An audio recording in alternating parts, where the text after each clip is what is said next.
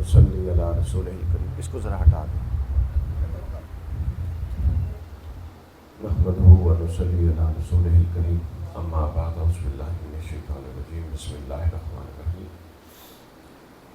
لقد کان لکم فی رسول اللہ اسوۃ حسنہ. صدق اللہ مولانا العظیم. محترم حاجی افتخار حسین صاحب، محترم حافظ محمود الرسول صاحب، معزز حاضرین، اللہ تعالیٰ کا شکر ہے جس کی توفیق سے ہم اس کے مقرب ترین اور عباد الرحمن میں مقبول ترین عبد حضرت امام علی مقام امام حسین علیہ السلام کے تذکرے میں حاضر ہوں. اللہ تعالیٰ ہم سب کی حاضری قبول فرمائے. اہل بیت اطہار کا تذکرہ یہ کوئی معمولی بات نہیں ہے، بلکہ آپ کہتے ہیں نا کہ اللہ تعالیٰ ہم پر اپنا فضل فرمائے، اللہ تعالیٰ ہم پر اپنی رحمت نازل فرمائے. تو اہل بیت اطہار کا جو تذکرہ ہے یہ بغیر فضل اور بغیر رحمت کے آپ کو نصیب ہی نہیں ہوتا. اہل بیت کا تذکرہ کسی کو نصیب ہو جانا اس بات کی دلیل ہے کہ اللہ تعالیٰ نے اس کے ساتھ خیر کا ارادہ کر لیا. اور یہ جو محبت ہے اہل بیت کی، یہ ایمان کی جو کمزور شمع ہے، ایمان کے چراغ میں وہ جو تھوڑی سی ٹمٹماتی لو ہے، اس کے پیچھے اس لو کو بڑھانے اور چراغ میں وہ تیل کا کام کرتی ہے جو اس کی چراغ کی لو کو بڑھاتا ہے. محبت اہل بیت. بہت سارے علماء نے لکھا ہے، بلکہ حدیث پاک میں جو محبت اہل بیت ہے اور جو ذکر آل رسول ہے، یہ جہاں پر ہوتا ہے وہاں پر اللہ تعالیٰ شر کو اٹھا کے امن لے آتا ہے، غفلت کو اٹھا کے ذکر لے آتا ہے، اور تنگ دستی کو اٹھا کے فراغی لے آتا ہے.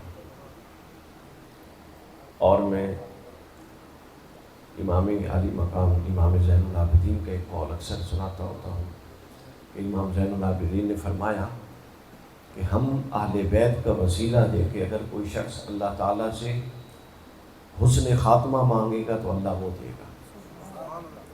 ہمارے وسیلے سے اگر کوئی آخرت مانگے گا تو اللہ وہ دے گا، اور ہمارے وسیلے سے اگر کوئی دنیا مانگے گا تو اللہ وہ دے گا. یہ وسیلہ رد نہیں ہوتا. آج کی اس گفتگو کے لیے میں نے جو آیت آپ کے سامنے پڑھی ہے، آپ لوگ حیران ہو رہے ہوں گے کہ اس آیت کا شہادت امام حسین یا تذکر اہل بیت سے کیا تعلق ہے. آیہ مبارکہ مشہور ہے. اللہ نے فرمایا لقد کان لکم فی رسول اللہ اسوۃ حسنہ. کہ محبوب ہم نے آپ کی زندگی میں بہترین نمونہ رکھا ہے. اب جو کامیاب ہونا چاہتا ہے اس کے لیے صرف ایک راہ ہے، اور وہ ہے آپ کی زندگی، آپ کا اسوہ، آپ کا طریقہ کار، آپ کی سنت. اس پر چلے گا تو وہ کامیاب ہو جائے گا. بطور باپ کسی نے کامیاب ہونا ہے تو آپ کی سنت اور آپ کا طریقہ ہے کہ آپ اپنی بیٹیوں کے ساتھ اور جناب سیدہ فاطمہ کے ساتھ کیسے ڈیل کرتے تھے. بطور شوہر کسی نے کامیاب ہونا ہے تو آپ کا اسوہ. بطور شہری کسی نے کامیاب ہونا ہے، بطور سربراہ ریاست کسی نے کامیاب ہونا ہے، بطور ایک عام سپاہی کسی نے کامیاب ہونا ہے، بطور امیر لشکر کسی نے کامیاب ہونا ہے، بطور ایک بزنس مین کاروباری بندے کسی نے کامیاب ہونا ہے. آپ جتنی بھی حیثیتیں ہیں، حضور علیہ الصلوۃ والسلام کی جو حیات ہے وہ ہر حیثیت میں اسوہ حسنہ. آج ایک خاص پہلو اور خاص حیثیت ہم بیان کریں گے جو اس سے پہلے شاید نہ ہوئی ہو. میں نے تو پہلی دفعہ کر رہا ہوں، میں نے اس سے پہلے نہیں کی. اور وہ یہ کہ اہل بیت کے ساتھ ہم نے کیا تعلق رکھنا ہے. اس میں بھی ہمیں اسوہ رسول کو فالو کرنا چاہیے کہ رسول اللہ نے کیا تعلق رکھا. رسول اللہ صلی اللہ علیہ وسلم اہل بیت اطہار سے متعلق کتنے کنسرنڈ ہوتے تھے. رسول اللہ اہل بیت اطہار کی شخصیات کو کس طرح چھوٹے چھوٹے معاملات میں ان کی دلجوئی کرتے تھے. رسول اللہ صلی اللہ علیہ وسلم کس طرح خلوت میں اور کس طرح لوگوں میں اہل بیت کی محبت کو بیان کرنے کے لیے کوئی موقع نہیں جانے دیتے تھے. رسول اللہ صلی اللہ علیہ وسلم کوئی اہل بیت کے مد مخالف کھڑے ہوتا تو اس کے بارے میں کیا فرماتے تھے، اور جو آپ کے بعد کھڑا ہوگا اس کے بارے میں کیا فرماتے تھے۔ تو رسول اللہ صلی اللہ علیہ وسلم کا اہل بیت کے حوالے سے یہ جو اسوہ ہے، یہ بڑا ضروری پہلو ہے، یہ بڑا ضروری پہلو ہے، اس کو دیکھنے کی ضرورت ہے، اس کو سمجھنے کی ضرورت ہے۔ آج اس اسوہ کے چند نمونے آپ کے سامنے رکھتا ہوں۔ یعنی میں نے اب اس آیت کو مفہوم یہ ہم نے اخذ کیا کہ اہل بیت کی محبت ایک طرف تو لازم اور واجب ہے نا، چونکہ قرآن نے طلب کی۔ اللہ تعالیٰ نے فرمایا کہ قُلْ لَا أَسْأَلُكُمْ عَلَيْهِ أَجْرًا إِلَّا الْمَوَدَّةَ فِي الْقُرْبَى، کہ میں تم سے یہ جو ہے نا لا أَسْأَلُكُمْ عَلَيْهِ، اس پر، یہ علیہ کی تفسیر مفسرین نے بہت ساری کی ہے۔ اس علیہ سے مراد کہتے ہیں القرآن، اس علیہ سے مراد کہتے ہیں السنہ، اس علیہ سے مراد کہتے ہیں الدین، اس علیہ سے مراد کہتے ہیں النصیحہ، میں نے تمہیں نصیحت کی، میں نے تمہیں دین دیا، سنت دی، حتیٰ کہ میں نے تمہیں توحید دی، یہ سارا کچھ تھا۔ اس سب کے مد مقابل میں تجھ سے کچھ طلب نہیں کرتا، ہاں اگر کوئی شے طلب کرتا ہوں تو وہ کیا طلب کرتا ہوں؟ مودت اہل بیت۔ اب یہاں پر ممکن تھا کہ کوئی اعتراض کرتا کہ ایک طرف تو رسول اللہ کہہ رہے ہیں میں کچھ طلب نہیں کرتا، اور دوسری طرف طلب کر رہی ہیں۔ اس اعتراض کو قرآن کی آیت کے آغاز میں رانا صاحب رد کر دیا اور فرمایا اے معبود تو نہ کہہ قُلْ لَا أَسْأَلُكُمْ، تو صرف کہہ دے کہ میں کہتا ہوں کہ یہ کرو۔ آیت کا آغاز کلمہ کل سے کہا، اور یہ تاکید کے لیے بھی ہوتا ہے، اور اس سے یہ ہوتا ہے کہ ہم تک پہنچایا رسول اللہ نے ہے، رسول اللہ کو کہا اللہ نے ہے، تو رسول اللہ ذریعہ بنے۔ امام طبری نے ایک بڑی خطرناک روایت اس حوالے سے لکھی۔ یہ جب آیت نازل ہوئی تو کچھ لوگ جو دوسرے طبقے تھے نا، مد مخالف تھے رسول اللہ کے اور جنگیں کرتے تھے، ان کی مجلس میں بیٹھنے والے کئی لوگ جو ادھر بھی آتے جاتے تھے، تو انہوں نے کہا کہ اس کا مطلب یہ ہے کہ اب ان کے بعد، یہ بڑا غور طلب نکتہ، رسول اللہ کے بعد ان کی اولاد کی مودت ابھی سے ہم سے طلب کی جا رہی ہے، اب ہمیں ان کی اولاد کے بھی محبت اور مودت کے گیت گانے پڑیں گے۔ حضرت عباس نے یہ بات سن لی اور انہوں نے آ کے رسول اللہ کے کانوں میں یہ بات کی۔ حضور صلی اللہ علیہ وآلہ وسلم ناراض ہو گئے اور آپ کے طبیعت میں اضطراب آیا، اور تھوڑی دیر کے بعد آپ قبل اس کے کچھ کہتے، جبرائیل علیہ السلام، سورہ شورى کی یہ آیت نمبر 23 ہے، آیت نمبر 24 لے کے نازل ہو۔ اس میں اللہ نے فرمایا اے محبوب، یہ اللہ پر افترا، الزام لگا رہے ہیں کہ آپ طلب کر رہے ہیں، جب نے آپ نے تو طلب ہی نہیں کیا، یہ تو اللہ طلب کر رہا۔ اور جو اللہ کو مودت اہل بیت اپنی تمام تر دینی عطاؤں کے عوض دینا چاہتا ہے وہ دے، اور جو نہیں دینا چاہتا وہ نہ۔ تو لہٰذا اہل بیت کے بارے میں وہ اسوہ ہمیں اپنانا ہے جو رسول اللہ کا اسوہ ہے۔ رسول اللہ صلی اللہ علیہ وسلم کا اسوہ کیا تھا؟ صحابہ کرام بیان کرتے ہیں کہ ہم نے دیکھا کہ رسول اللہ صلی اللہ علیہ وسلم ایک مجلس میں جا رہے تھے، مجلس سے گزر کے جا رہے تھے، تو آپ کے ایک کندھے پر امام حسن تھے اور دوسرے کندھے پر امام حسین تھے۔ حضرت عمر رضی اللہ تعالیٰ عنہ، پھر حضرت ابو ہریرہ اور ایک اور صحابی، 3-4 سے یہ حدیثیں مروی ہیں۔ انہوں نے کہا کہ یا رسول اللہ، امام حسن اور حسین کو مخاطب کر کے کہا کہ اے شہزادوں، کیا خوب سواری پائی ہے، کیا خوب۔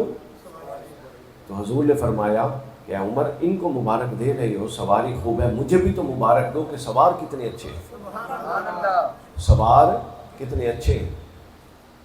میں نے آپ کو ایک جملہ کہا، آپ لوگوں نے توجہ نہیں کی، اب میں توجہ دلاتا ہوں کہ اس حدیث کو حضرت عمر فاروق رضی اللہ تعالیٰ عنہ نے بھی روایت کیا، حضرت ابو ہریرہ نے بھی کیا، اور بھی کئی صحابہ نے کیا، طبرانی۔ ایک حدیث میں ہے دونوں شہزادے کندھوں پر تھے، ایک حدیث میں ایک تھے، ایک حدیث میں ہے مدینہ کی گلی تھی، ایک حدیث میں ہے مسجد نبوی تھی، ایک روایت میں ہے صحابہ کرام کی مجلس تھی۔ مطالعہ کریں تو بالکل عقل پہنچ جاتی ہے کہ یہ ایک جگہ کا بیان نہیں ہے، یہ مختلف جگہوں کا بیان ہے، اور چونکہ ہر جگہ کیفیت الگ ہے، ہر جگہ مقام الگ ہے، کہیں دونوں سوار ہیں، کہیں ایک سوار ہے، کہیں مسجد نبوی ہے، کہیں مدینہ کی گلی ہے، کہیں صحابہ کا کوئی اجتماع ہے۔ اور ایک یہ پہلو، اور دوسرا یہ پہلو کہ ہم تک یہ چند صحابہ کے ذریعے پہنچی، نہ جانے یہ کتنوں تک پہنچی، کئیوں نے روایت نہیں کیا، ممکن ہے کئیوں نے روایت بیان کیا ہو، وہ ہم تک نہیں پہنچا۔ تو یہ سب کچھ آپ کو کیا بتاتا ہے؟ یہ سب کچھ آپ کو یہ بتاتا ہے کہ اہل بیت اطہار کی محبت جو رسول اللہ کے قلب اطہر میں تھی اور جو اللہ کو چاہیے تھی، وہ حضور نے صرف اپنے گھر کے اندر بیان نہیں کی، بلکہ گھر کے باہر ایک مقام پر نہیں، مقام بدل بدل کے بار بار اپنے صحابہ کرام کو یہ بتاتے تاکہ ان کا مقام اور مرتبہ ہر ایک کو یاد رہے کہ جن کو میں کندھوں پر بٹھا رہا ہوں اور جن کی محبت اللہ دین کے عوض کے طور پہ طلب کر رہا ہے، تم نے ان کے ساتھ کیا سلوک کرنا، کیا سلوک کرنا۔ پھر اسی کی تائید ایک اور بات سے ہوتی ہے۔ یہ جب آیت نازل ہوئی نا، انما یرید اللہ لیذھب عنکم الرجس اہل البیت، یہ آیت نازل ہوئی۔ حضرت ام سلمہ سے بھی روایت، حضرت سید عائشہ سے بھی روایت، حضرت صفیہ سے بھی روایت، تین امہات المومنین کے حجروں کی یہ بات ہے۔ اس کا مطلب ہے کہ یہ تینوں کے حجروں میں الگ الگ ایونٹ ہوا، واقعہ ہوا، اور بالکل ایک جیسی روایت ہے کہ وہاں حضور گئے، یہ آیت نازل ہو چکی تھی، ان کو نازل ہو چکی تھی، وہاں پہنچ کے امام حسن کو بلایا، حسین کو بلایا، علی کو بلایا، جناب سیدہ کو بلایا، اور چادر لے لی اور فرمایا اللہم ہؤلاء اہل بیت، باری تعالیٰ یہ میرے اہل بیت ہے۔ یعنی حضور کی سنت ہے کہ وہ ایک ایک زوجہ مطہرہ کے گھر میں جا کے اپنی اہل بیت کا مقام اور مرتبہ بتا رہے تھے، اگرچہ کہ ازواج خود اہل بیت کے مفہوم میں داخل ہیں اور اہل بیت میں شامل ہیں۔ پھر یہاں بھی بات ختم نہیں ہوئی، پھر اس کے بعد جب یہ آیت نازل ہوئی تو 6 مہینے حضور صلی اللہ علیہ وسلم کا یہ معمول رہا کہ گھر سے نکلتے، اپنے حجرے سے تشریف لاتے، اور حضرت علی اور حضرت فاطمہ کا جو گھر تھا مسجد نبوی کے ساتھ، اس کو دستک دیتے اور کہتے الصلاۃ یا اہل البیت انما یرید اللہ لیذھب عنکم الرجس اہل البیت، اٹھو اے میرے اہل بیت، نماز کا وقت ہو گیا ہے۔ اور پھر وہاں کھڑے ہو کے آیت پڑھتے کہ ابھی تک تو گھر والوں کو بتایا تھا، اب جتنے صحابی اور ان کے اولاد بیٹے نماز کے لیے آ جا رہے ہیں، سب سمجھ لیں کہ آئے تطہیر جن پاکوں پہ لیے نازل ہوئی ہے وہ اس گھر میں رہتے ہیں۔ وہاں کھڑے ہو کے حضور کا کنسرن آپ دیکھ رہے ہیں، ذرا بات کو ذرا سمجھیں۔ اور دوسری طرف ہم اہل سنت کا یہ عقیدہ ہے کہ رسول اللہ اپنی خواہش سے ایک جملہ زبان سے ایک لفظ نہیں نکالتے، وما ینطق عن الہویٰ ان ھو الا وحی یوحیٰ، اور یہ درست ہے۔ اور اگر یہی ہے تو اس کا مطلب یہ تھا کہ رسول اللہ کی جو اللہ نے ذمہ داریاں لگائی تھی، ان ذمہ داریوں میں سے یہ ایک ذمہ داری تھی کہ اے محبوب آپ نے اس وجہ سے پیچھے نہیں ہٹنا کہ آل آپ کی ہے، حکم میرا ہے کہ ان کی مقام اور مرتبہ بھی اپنی امت کو سمجھا کر اور پہنچا کر آئے۔ پہلے گھروں میں بتایا، پھر 6 مہینے تک دستک دیتے رہے۔ 6 مہینے، یہ کتنی بڑی بات ہے۔ رسول اللہ ایک کام ایک دفعہ بھی کرے تو وہ سنت اور حجت بن جاتا ہے، اور اس سے استدلال کر کے علماء دین کے مسائل اخذ کرتے ہیں۔ بلکہ اگر رسول اللہ خاموش رہیں اور نہ کچھ کہیں نہ کچھ کریں، بلکہ ایک کام حضور کے سامنے کیا گیا ہو اور حضور نے صرف روکا نہ ہو، تو یہ خاموش تائید ہے۔ تو اس کو علم کی دنیا میں حدیث تقریر کہتے ہیں۔ حدیث کی 3 قسمیں، حدیث قولی جو بولا آپ نے، حدیث فعلی جو عمل کیا، اور حدیث تقریری کہ جو نہ بولا نہ عمل کیا بلکہ آپ کے سامنے ہوا اور خاموش ہوئی۔ گویا کہ خاموش تصدیق ہمارے ہاں اہل سنت کے ہاں پوری دنیا میں 1400 سال سے حدیث تقریر سے استدلال کر کے ہم دین کے مسئلے نکالتے ہیں کہ رسول کی یہ شان نہیں کہ ان کے سامنے غلط ہو اور وہ خاموش رہے، ہوا لہٰذا یہ درست تھا، اور اس سے استدلال کر کے ہم اپنے مسائل اخذ کرتے ہیں۔ تو حدیث تقریری کا تو یہ عالم، مگر اہل بیت کے بارے میں جتنے فرمودات ہیں وہ حدیث قولی ہے اور حدیث فعلی ہیں، جو اپنی قوت میں بہت آگے کی ہوتی ہے۔ حضور فرماتے کرتے بھی تھے، یہ فرمودات میں نے بیان کیے۔ اب حدیث فعلی بھی تھوڑی سن لیں۔ حدیث فعلی کیا تھی؟ ایک صحابی کہتے ہیں کہ میں حضرت انس بن مالک میں ملنے کے لیے حضور کے حجرے میں آیا، باہر ہوتے تھے خادم، تو میں نے کیا دیکھا؟ میں نے دیکھا رسول اللہ صلی اللہ علیہ وسلم اپنے دونوں ہاتھوں کو زمین پہ رکھے ہوئے ہیں اور اپنے دونوں گھٹنوں کو، زانوں کو وہ بھی زمین پہ رکھے ہوئے ہیں، اور جو 4 زانوں ہوئے ہیں رکھ کے، اور پیچھے امام حسن اور حسین آپ کے کندھوں پر چڑھ رہے ہیں، اور آپ ان سے پوچھ رہے ہیں کہ حسین بتاؤ نا تمہارا اونٹ کیسا ہے۔ یعنی آپ نے کہا بھی اور کر کے بھی دکھایا، تاکہ ہر وہ طریقہ جس سے امت نے دین لینا ہے اس طریقے میں اہل بیت کی محبت اور مودت ایک اصول کے طور پہ داخل ہوتے ہیں۔ پھر ایک دفعہ سفر میں جا رہے تھے حضرت امام حسین اور رونے لگے۔ حضور اسلام کی اونٹنی جو تھی وہ آگے تھی اور بالکل پیچھے حضرت جناب سیدہ کی اونٹنی، بالکل پیچھے۔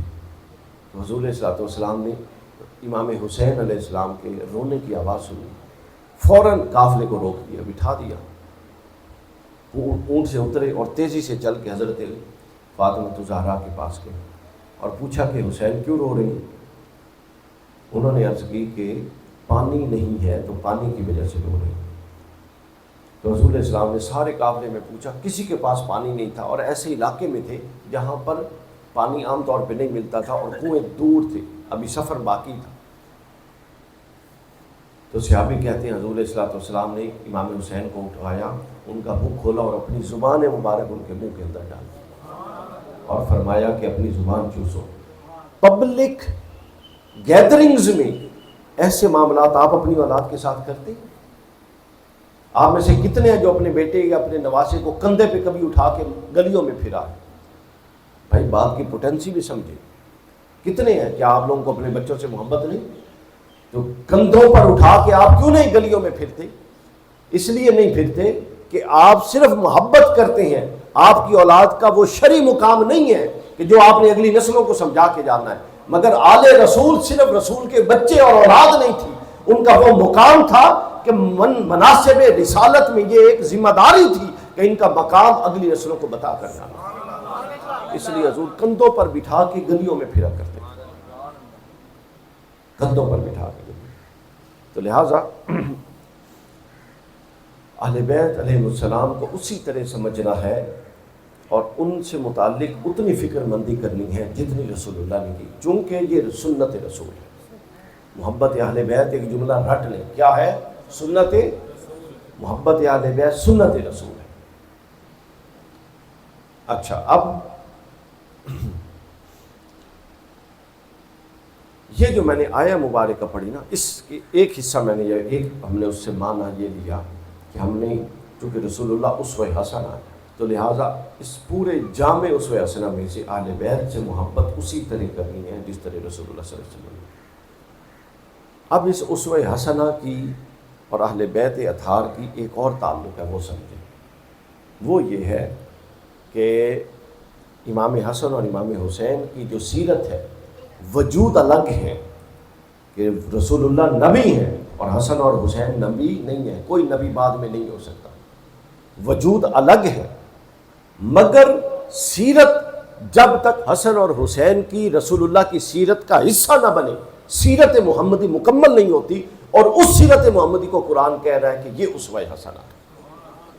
وہ کیسے؟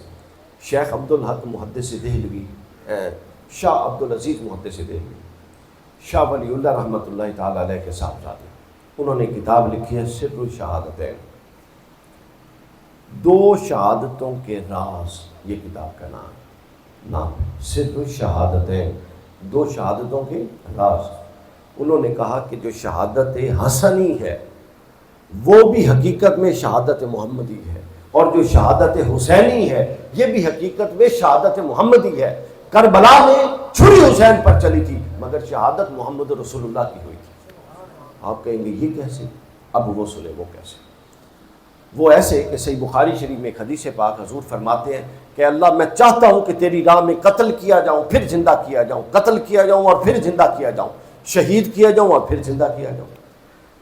اللہ نے اپنے رسول کی ساری دعاؤں کو قبول کیا، مگر اس دعا کو اس طرح ظاہراً قبول نہیں کیا کہ حضور اسلام میدان جنگ میں کفار سے لڑتے ہوئے شہید ہو جائیں۔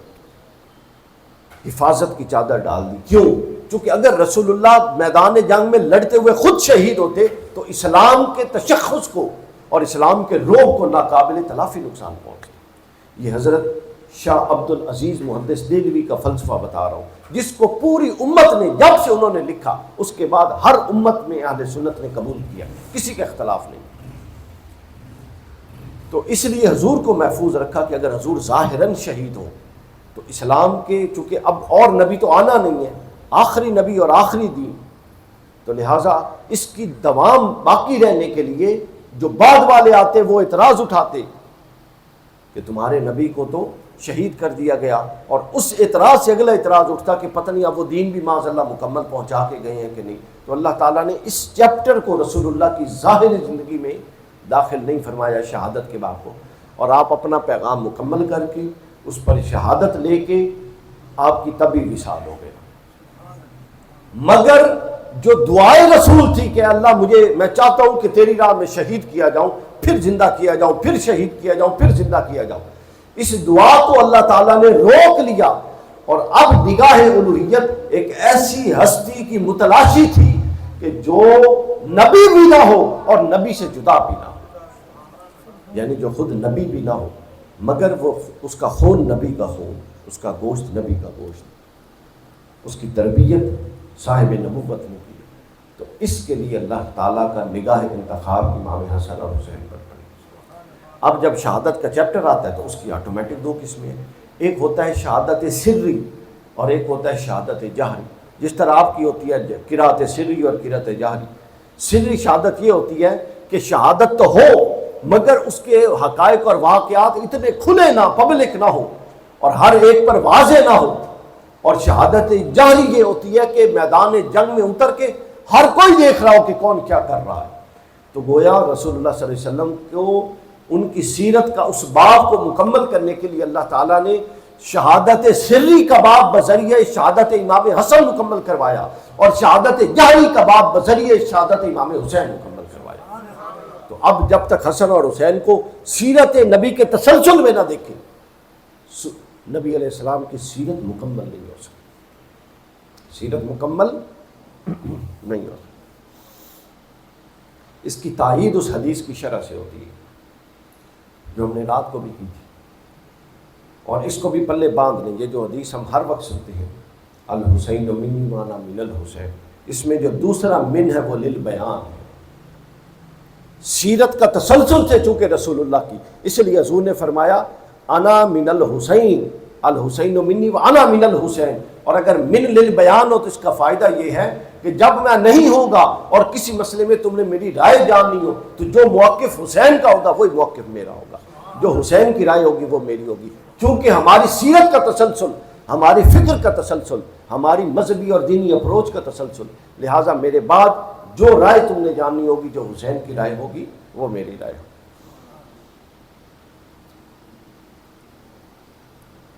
یہی وجہ ہے بہت ساری جگہوں پر حضور اسلام نے اشارے کیے، ہمارے سامنے وہ ہوتے ہیں لیکن ہم ان کو سمجھتے نہیں ہیں.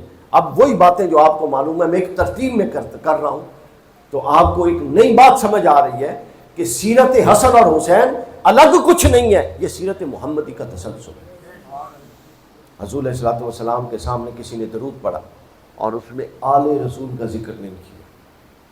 حضور علیہ الصلوۃ والسلام نے اس درود کو دم کٹا درود کہا اور نا مکمل درود کہا اور فرمایا اللہ اس وقت تک مقبول نہیں کرتا، مفہوم بیان کر رہا ہوں، اللہ اس وقت تک دعا قبول نہیں کرتا جب تک مجھ پر درود نہ پڑے، اور میری بارگاہ میں درود اس وقت تک مقبول نہیں ہوتا جب تک آل کو شامل نہ کیا جائے.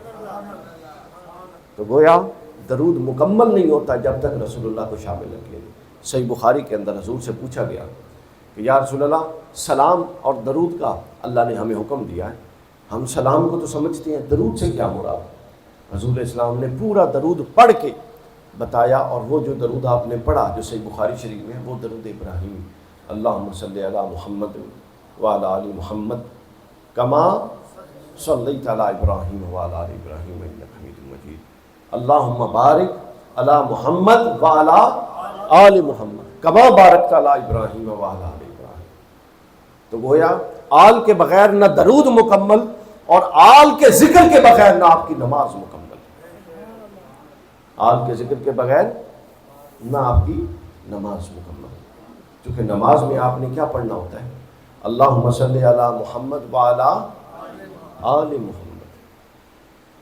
تو آل اللہ کو اور اللہ کے رسول دونوں کو، صرف رسول کو نہیں، یہ جملہ درست کر لیں، اللہ کو اور اللہ کے رسول کو اتنی عزیز کہ نماز ہی مکمل نہیں ہوتی جب تک آل پر درود اور سلام نہ پڑھ دیا جائے۔ پھر حجت دین میں صرف رسول ہوتا ہے، مگر رسول اللہ نے ایسے کئی ارشادات فرمائے اعمال کی قبولیت کے باب میں کہ جس سے یہ واضح ہوتا ہے کہ جس طرح رسول اللہ کی سیرت حجت ہے، اسی طرح آل رسول کی بھی حجت ہے۔ مستدرک للحاکم کی حدیث، رسول اسلام نے فرمایا کہ اگر کوئی شخص دن میں روزے رکھے اور رات کو قیام کرے، اور بے شک اسے نکابہ میں ہی کیوں نہ کرے، اور اگر ہم اہل بیت کا بغض رکھتا ہے تو وہ بالیقین جہنم کے اندر جائے گا، وہ بالیقین جہنم کے اندر جائے گا۔ اب اعمال کی قبولیت کے اندر اہل بیت اطہار کی محبت، اعمال کی کوالیفیکیشن اللہ کے ہاں کوالیفائی کرنے کے لیے، قبولیت کے لیے اس کو ضروری قرار دے دیا۔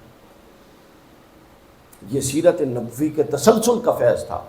اگر کسی کا عمل سیرت سے ہٹ کے ہو تو اس کو کبھی بھی اعمال کی قبولیت کا مدار بنانا یہ مناسب عمل نہیں لگتا، مگر رسول اللہ نے یہ بنایا۔ امام حسن علیہ السلام نے خطبہ دیا اور اس میں لوگوں کو کہا کہ خبردار، ہم اہل بیت کے بغض سے بچنا، چونکہ رسول اللہ صلی اللہ علیہ وسلم نے ہمیں بتایا کہ اللہ تعالیٰ فرماتا ہے کہ جو شخص آل رسول کا بغض رکھے گا وہ یا منافق ہوگا، اور جب قیامت کے دن وہ کھڑا ہوگا تو اس کا حشر یہودیوں کے ساتھ کیا جائے گا۔ آپ اندازہ کریں۔ پھر حضور نے خود فرمایا حدیث ثقلین کہ میں تمہیں دو چیزیں چھوڑے جا رہا ہوں۔ کتنی چیزیں؟ یہ کس سے کہہ رہے تھے؟ آپ اور میں تو وہاں موجود نہیں تھے، اس وقت کون موجود تھے؟ انا تارک فیکم، یہ جو فیکم کی ضمیر ہے، تم میں چھوڑے جا رہا ہوں، یہ کون تھے؟ یہ جماعت صحابہ تھی۔ اور کیا فرما رہے تھے؟ مضمون ذرا صحابہ کو سامنے رکھ کے دیکھیں کہ میں تمہیں ہدایت پر قائم رہنے کے لیے اپنے بعد دو چیزیں دے کر جا رہا ہوں، ایک قرآن کا دامن تھام کے رکھنا اور میری آل کا دامن تھام کے رکھنا۔ ہر دور میں ایمان ان دو چیزوں سے جڑا ہوا ہے۔ اگر صحابہ کا جڑا ہوا ہے تو ہم کس بات کی بولی، ہمارا بھی جڑا ہوا ہے۔ اور پھر آگے فرمایا کہ جب تم حوض کوثر لن یتفرقا حتی یرد علی الحوض، یہ قرآن اور اہل بیت کبھی جدا نہیں ہوں گے حتیٰ کہ میرے پاس حوض کوثر پہ پہنچ جائیں گے۔ اور پھر آگے فرمایا میں اب دیکھ رہا ہوں کیف تخلفونی فیہما، ان دونوں کے بارے میں تم میری کیسی جانشینی کرتے ہو کہ قرآن پر کتنے عمل کرتے ہو اور آل رسول کے ساتھ کیا معاملہ کرتے ہو۔ یہ ایک طرف ہمارے پاس تعلیمات کا باب تھا، اور دوسری طرف جو ہمارے پاس عمل کا باب ہے وہ بڑا ہی شرمناک ہے کہ رسول جن کی تعلیمات دیتے دیتے، اور اسی حدیث ثقلین میں قرآن مجید کا ایک دفعہ ذکر کیا اور ترغیبات دی، اور آل رسول کے لیے اطرتی کے لیے 3 دفعہ فرمایا اذکرکم اللہ فی اہل بیتی، اذکرکم اللہ فی اہل بیتی، اذکرکم اللہ فی اہل بیتی، میں تمہیں اللہ کا خوف دلاتا ہوں اپنی اہل بیت کے بارے میں۔ انسان کا دل جیت جاتا ہے کہ جب 10 محرم کو وہ بیٹھ کے یہ حدیثیں سنائے کہ رسول تو اہل بیت سے یہ چاہتے تھے، اور امت نے کیا کیا؟ آج 10 محرم کے دن میدان کربلا میں ریگزار میں آل رسول کو 3 دن بھوکا اور پیاسا رکھنے کے بعد بے دردی کے ساتھ، جس طرح ہم قربانی میں جانوروں کو بھی نہیں کاٹتے، اس طرح آل رسول کو ذبح کر دیا۔ یہ بہت بڑا قرض ہے، اس کی جواب دہی ہے، اس کو معمولی مت سمجھیں کہ یہ ایک واقعہ تھا ہو گیا، نہیں۔ جو اس واقعے کو کرنے والا تھا، امام حسین کو مارنے والا تھا، ماحول بنانے والا تھا، سہولت کار تھا، وہ سب اللہ کے حضور پہنچ چکے، اور اللہ تعالیٰ ان سے سخت حساب لینے والا ہے، اور وہ سب جہنم کا ایندھن بنیں گے۔ مگر آج ہمارا قرض یہ ہے کہ جب آل رسول کا ذکر ہو تو ہمیں یہ فکری واضحیت ہو کہ ہم آل رسول کے ساتھ کھڑے ہیں بغیر کسی لہت و لال کے۔ ہمارے یہاں پرابلم یہ ہے کہ جب اتنے فتنے مضبوط ہو چکے کہ آل رسول کا ذکر ہو تو ہم فوراً انالڈ ہو جاتے ہیں کہ ہمیں کوئی شیعہ نہ کہہ دے۔ یہ کیا طریقہ کار ہو گیا؟ صحابہ کرام کا ذکر ہو تو کئی لوگ پیچھے ہٹ جاتے ہیں کہ ہمیں کوئی دیوبندی فلاں اہل حدیث نہ کہہ دے. توحید پر ہم بات نہیں کرتے جی، وہاں بھی کرتے ہیں زیادہ بات، پورا کا پورا دین توڑ کے رکھ دیا، جبکہ یہ سب کچھ ہی اسلام کا پورے گلدستے تھے، یہ سارے کے سارے ہر پھول ہے. اور اہل بیت کی محبت لازم اور واجب ہے. کسی طبقے کے ساتھ، وہ صحابہ کا طبقہ ہو، وہ اولیاء صالحین کا طبقہ ہو، کسی کے ساتھ ظلم کی یہ روش روا نہیں رکھی گئی جو اہل بیت کے ساتھ رکھی گئی. کسی کے ساتھ سازشیں اتنی نہیں کی گئی جتنی اہل بیت کے خلاف کی گئی. کسی پر اتنا ظلم نہیں کیا گیا جتنا اہل بیت کے ساتھ کیا گیا. کسی پر اتنی زیادتی روا نہیں رکھی گئی جتنی اہل بیت کے ساتھ رکھی گئی. اور ان بے شرموں اور ان بدبخت اور ان جہنمیوں نے آل رسول کا ایک ذرہ برابر پاس نہیں رکھا. اگر پاس رکھتے تو نہ حسین کو مارتے، اور اگر حسین کو مارا تھا تو حسین کو مارنے کے بعد خیموں کی طرف نہ جاتے، خیموں کو نہ جلاتے. تو میں آپ کو یہ بتا رہا ہوں کہ یہ قوم، یہ امت، ہمیشہ زبان ہم اور کہتے ہیں اور عمل ہمارا مختلف ہوتا ہے. یہ تباہی کی بنیاد ہے. اگر قول رسول کو سمجھا ہوتا اور مقام اہل بیت کو سمجھا ہوتا اور اس کے مطابق اپنے آپ کو ڈھالنے کی کوشش کی ہوتی اور اس کے مطابق حقوق کی ادائیگی کی کوشش کی ہوتی تو اس صورت سے کبھی بھی نبرد آزما نہ ہوتی جس صورت میں ہم ہوں. یعنی اب حسینیت اور یزیدیت جو ہم اب جس مقام پر پہنچائے بات، حسینیت اور یزیدیت میں فرق یہ ہے کہ حسینیت قول اور فعل کا اتحاد چاہتی ہے، اور یزیدیت یہ ہے کہ کہو جو مرضی کرو، اپنی مرضی کا صحیح صحیح کہو اور مفادات کی کرو. حسینیت یہ ہے کہ جو کہو وہی کرو، اور کہو بھی وہ جو حق ہو اور پھر کرو بھی وہ جو حق ہو. یہ امام حسین کا پیغام. یہ کیا ہے امام حسین کا پیغام؟ یہ آج 2026 میں اجر رسالت جو سورہ شورا میں مانگا گیا تھا وہ کیا تھا؟ آپ لوگوں نے امام حسین کے نام پلاٹ کروانے ہیں، یا حاجی صاحب نے یہ ڈالا کروانا ہے؟ کیا کروانا ہے؟ یہ مجلس کروانی ہے جس میں ذکر حسین اپنی اگلی نسل اور اپنے گرد و نواح جہاں تک آپ کا دائرہ کار ہے وہاں تک پہنچانا ہے. یہ قرض ہے، یہ قرض ہے. جو کر رہا ہے اس کا مددگار بننا ہے، اس کو پھیلانے میں مددگار بننا ہے. جہاں پر کرنے میں رکاوٹیں ہیں ان رکاوٹوں کو اٹھوانے میں مددگار بننا ہے. یہ قرض ہے تاکہ کل قیامت کے دن کہہ سکیں کہ باری تعالیٰ ہم عہد حسین میں تو نہیں تھے، مگر حسین کے بعد ہم جس دور میں آئے ہم نے اپنی بساط پر تیرے محبوب کی آل کا ذکر کرنے میں اور کروانے میں اور اس پر آنے والی مزاحمتوں کو اٹھوانے میں یہ کردار ادا. اور یہ ذہن میں رکھ لیں، یہ جواب طلبی ہے. یہ کیا ہے؟ جس نے آل رسول سے منہ موڑا، قبر کی پہلی رات یہ لکھ کے رکھ لیں کہ رسول اللہ اس سے منہ موڑ لیں گے. جس نے آل رسول سے منہ موڑا کیا ہوگا بولیے؟ قبر کی پہلی رات رسول اللہ اس سے منہ موڑ لیں گے. اور جس نے آل رسول سے وفا کی قبر کی پہلی رات رسول اللہ صلی اللہ علیہ وسلم کو وہ کیا پہچانے گا؟ حضور خود اس کو پہچانے گا، خود اس کو پہچانے گا. تو لہٰذا اہل بیت اطہار کا ذکر کیجئے اور پورے زور سے ذکر کیجئے، بغیر خوف و خطر ذکر کیجئے، دیوانہ وار ذکر کیجئے، تاکہ آپ کے گھر والے، آپ کے چھوٹے بچے، اہل محلہ وہ دیکھیں تو یہ کہیں کیسا محبت اہل بیت کا دیوانہ پھر رہا ہے. حضرت مولا علی سے کسی نے پوچھا کہ آپ کی محبت کی علامت کیا ہے؟ بلکہ ایک شخص آیا اور اس نے کہا میں آپ سے محبت کرتا ہوں. حضرت علی نے فرمایا کیا میری محبت میں تجھ پر کوئی الزام لگا ہے؟ اس نے کہا نہیں. فرمایا ابھی محبت سچی نہیں ہے، کیونکہ ہو نہیں سکتا کہ علی سے محبت کی جائے اور مزاحمتوں اور الزامات کا سامنا نہ کرنا پڑے. یہ تو ہمارے اسلاف امام شافعی سے شروع ہوا.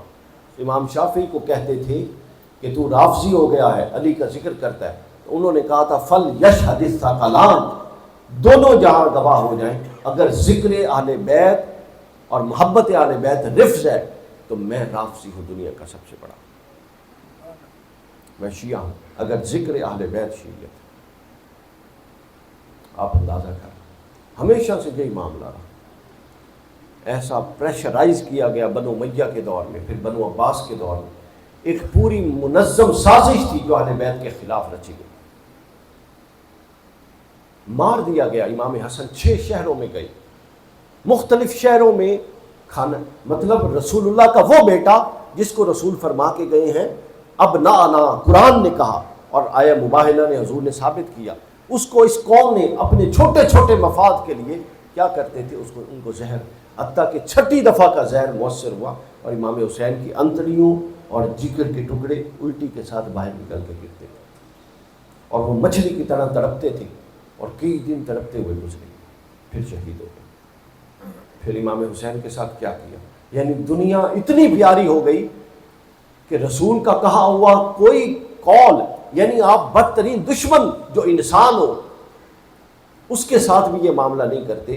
آپ اپنے گھر میں جانور کو ذبح کرتے ہیں تو ذبح کرنے سے پہلے اس کو پانی کی بالٹی کے پاس لے جاتے ہیں کہ وہ پانی پی لے، اور ان ظالموں نے آل رسول پر 7 محرم سے پانی کو بند رکھا ہوا۔ آج یہ ذکر پتہ کیوں ضروری ہے؟ چونکہ یہ لسٹیں بن رہی ہیں، حسین کو مارنے والے اور حسین کی شہادت پر راضی رہنے والے، یہ ایک کھاتے میں ہوں گے، اور حسین کو کے ساتھ کھڑے ہونے والے اور حسین کی شہادت پر احتجاج کرنے والے، یہ ایک ساتھ میں کھڑے ہوں۔ بس ایک واقعہ سنا کے ہم بات کو ختم کرتے ہیں۔ ایک شخص نے، واقع کربلا شہادت امام حسین ہو چکی، ایک شخص نے خواب دیکھا رسول اللہ صلی اللہ علیہ وسلم کو، وہ میدان کربلا میں تھا لیکن لڑا نہیں تھا، وہ قریبی تاجر تھا اور جو خیمے لگتے تھے نا، اس کی جو میخیں ہوتی تھی لوہے کی، وہ میخیں بیچتا تھا، تو وہ دیکھتا تھا جہاں بھی قافلہ کوئی آئے تو وہ پہنچ جاتا تھا تاکہ میخیں دے دے اپنا کام کرے۔ تو وہ میخیں بیچنے آیا اور جب اگلے دن لڑائیاں شروع ہوئی تو وہ وہاں بیٹھ گیا، جنگ دیکھی، مسلمان تھا۔ رات کو رسول اللہ صلی اللہ علیہ وسلم خواب میں آئے، شہادت امام حسین ہو چکی، اس نے دیکھا کہ اس کو امام ابن اساکر نے تاریخ مدینہ دمشق میں بیان کیا، اس نے دیکھا کہ رسول اللہ صلی اللہ علیہ وسلم نے اپنی آستینیں چڑھائی ہوئی ہیں اور جلال کے ساتھ غضبناک ہیں، اور آپ کے ہاتھ میں لمبی تلوار ہے اور سامنے تشت پڑا ہے اور تشت خون سے بھرا ہوا ہے، اور امام حسین کے قاتلین میں سے ایک ایک کو پکڑ کے رسول اللہ اپنے ہاتھوں سے ذبح کر رہے ہیں، اور 11 لوگوں کے سر پڑے ہیں، ذبح کر چکے۔ یہ خواب دیکھا، اس کے بعد اس کو پکڑ کے لایا۔ یہ کہتا ہے کہ یا رسول اللہ مجھے کیوں پکڑ رہی ہیں، میں نے تو نہ حسین پر تیر چلایا، نہ نیزہ چلایا، نہ پتھر چلایا۔ اس کا مطلب امام حسین پر تیر بھی چلے، نیزے بھی چلے اور پتھر بھی۔ اس نے کہا جی میں نے تو ایسا کچھ نہیں کیا۔ حضور نے اس کو خواب میں ایک بڑا اہم سوال کیا۔ حضور صلی اللہ علیہ وسلم نے فرمایا یہ بتا کہ تو کھڑا کس کی جانب تھا؟ اس نے کہا کہ میں اس طرف کھڑا تھا، لشکر یزید کی طرف۔ تو فرمایا اس کا مطلب ہے تو نے میرے حسین کے مد مقابل فوج میں ایک بندے کے اضافے کا باعث بن گیا، لہذا تیری نجات نہیں ہے، لیکن چونکہ تو نے تلوار بھی نہیں چلائی تو تیرے ساتھ ہم زیادتی بھی نہیں کر سکتے۔ اس کا سر قلم کرنے کی بجائے اس خواب میں حضرت علی کو فرمایا کہ وہ لاؤ۔ حضرت علی ایک پیالی لائے، اس میں دیا سلائی تھی، خون شہدائے کربلا میں ڈال کے وہ دیا سلائی اس کی آنکھوں میں پھیری، وہ صبح اٹھا تو اندھا ہو چکا۔ اتنی نگاہ ہے رسول اللہ کی کہ کون میری اہل بیت کے ساتھ کیا سلوک کر رہا۔ حضرت ام سلمہ کی آپ نے نہیں سنی کہ ادھر شہادت ہو رہی تھی اور ادھر خواب میں آئے دوپہر میں؟ ابن کثیر نے لکھا بہت ساری کتابوں میں، خواب میں آئے، انہوں نے کہا یا رسول اللہ آپ کا یہ حال، آپ کی داڑھی مبارک پہ گرد ہے، امامے پہ گرد ہے۔ تو فرماتے ہیں میں صبح سے میدان کربلا میں تھا، حسین اور اس کے اصحاب کا خون اس شیشی میں جمع کر کے آئے، یعنی کہاں کوفہ اور کہاں مدینہ، لیکن رسول اللہ کو حسین کی تکلیف پر اذیت ہے۔ اور یہ وہی ماں اس وقت جہاں ہم بیٹھے ہیں، جس وقت میں یہی جمعے کا دن تھا، 10 محرم کا جمعے کا دن تھا، اور یہ وہ وقت تھا کہ جب سارے شہداء جو امام حسین کے اصحاب کی شہادتیں ہو چکی تھیں اور جو آل رسول تھے، حضرت علی اکبر، علی اصغر اور حضرت قاسم، یہ اس وقت ان کی شہادتوں کا وقت ہے، اور جب ہم جمعے کا وقت داخل ہوگا وہ امام حسین کی شہادت کا وقت ہے۔ تو لہٰذا اللہ تعالیٰ کے حضور دعائیں کیجیے، یہ بڑی نازک ساتھ ہیں جن میں اللہ کا ایک مقرب بندہ دین کے لیے اپنا سب کچھ وار کر دیا۔ اللہ تعالیٰ ہمارے حال پر لطف و کرم فرمائے، اور جو نقطہ میں نے سمجھایا ہے اس کو سمجھنے کی کوشش کریں اور پلے باندھ لیں کہ اہل بیت کا ذکر اور اہل البیت کی محبت یہ سنت رسول ہے، اہل البیت کے بغیر نہ عمل قبولیت کے قابل ہوتا ہے، اہل البیت کے بغیر نہ نماز مکمل ہوتی ہے، اہل البیت کے بغیر نہ درود مکمل ہوتا ہے، اور اہل البیت کے بغیر نہ انسان قبر میں رسول اللہ کو پہچان سکے گا اور نہ حوض کوثر پر حوض کوثر کا جام پا سکے گا۔ والسلام علیکم۔